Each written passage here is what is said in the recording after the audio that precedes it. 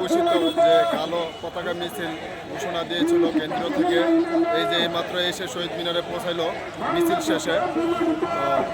এবং আজকে যে শনিবারে মনে করেছিলাম যে হয়তো আন্দোলন স্থবির হয়ে যাবে, না, শিক্ষকরা আসলে অ্যাকচুয়ালি স্বতঃস্ফূর্তভাবে এখনও আন্দোলনে অংশগ্রহণ করছে এবং অনেক দূর দূরান্ত থেকে আসছে। তো আপনারা ইনশাআল্লাহ এইবার হয়তো দাবি আদায় না করে ছাড়বে না শিক্ষকরা।